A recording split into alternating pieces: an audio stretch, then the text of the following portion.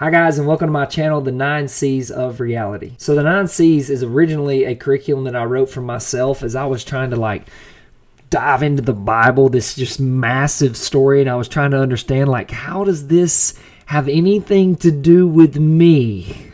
And I'm trying to understand this, and I'm just lost in the scriptures, and I'm reading Leviticus, and then jumping over here to Nehemiah, and then I'm going to John, and then I'm like, where am I? And so what it did for me is it helped me get 30,000 feet above the text. It helped me understand the overview of the text, right? So you could see it as like a bell curve, so that when I did dive down into the detail, I wasn't taking the detail out of context because I was lost at where I was at in the story. So my hope for you in this channel is that this channel can serve you in your walk with God as you read the Word. So first and foremost, let me just tell you what the 9 C's are, right? You have creation, Genesis 1 and 2. You have corruption, Genesis 3. You have catastrophe, Genesis 4 all the way up to Genesis 9.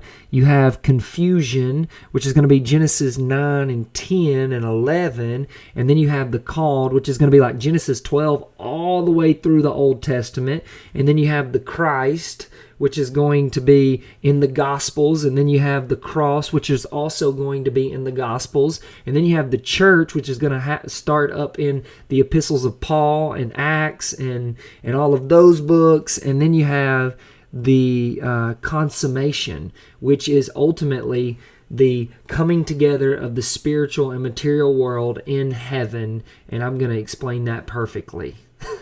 So because the Bible is like an onion and it's layered, these C's are also layered. So the 101s is going to be like the basic overview of each C, that which you ought to take away from each C to know kind of what it's all about. So in the 102s, we're going to dive deeper into the text, and we're going to start to look at how should we read this text, right? Like, who was the author and who was the audience? Was it the exile community? Was it the Exodus community? Was it the empire community? Like who were these people, and how were they hearing the message that was being preached to them? And what was the author trying to convey to the community? Like, what was he encouraging the community in? And then we're also going to start to see these literary patterns emerging, right? And we're going to start to see these echoes and these themes that we ought to be catching on to, but most of the time we don't, because we don't have a Jewish perspective of the scriptures. And that's what I want to help you in, so that we can carry these things downstream as they continue to play out in the scriptures. So the 103s are going to be all about an apologetical approach to the C's. So if you're that guy and you're like, man, I love to talk about intellectual stuff, and I love to talk about history and the sciences and philosophy and all that stuff,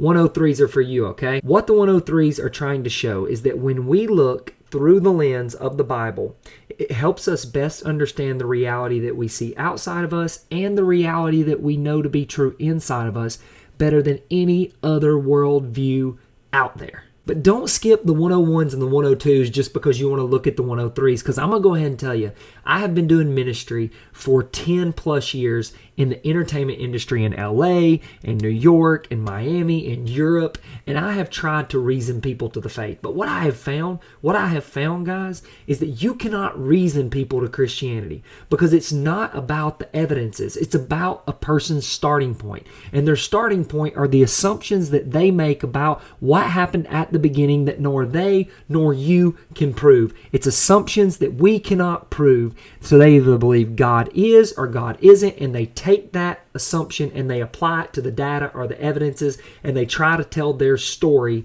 about the data and the evidences based upon their assumptions. And then the 104s, guys, this is like the upper level class that I myself am not even qualified to teach, but I'm going to do my best to dive into it because it is awesome and it is fun to look at. It's stuff like how God doesn't only communicate in the scriptures in language, but he also does it in images and in numbers and so many other things, guys, just that we start to see in the text that are beautiful. And so, guys, think of this like a math class, right? If you try to jump straight to the 104s or the 103s, you ain't going to go very far, right? Just like if a guy that don't know how to add and subtract tries to jump straight into calculus. So if you want to know the story of reality, the story that you and I are caught up in, whether you like it or not, then click the subscribe button below. And what's going to happen is it's going to send you a notification every time I upload a new video. So Godspeed, and let's go enjoy the journey. I love you guys.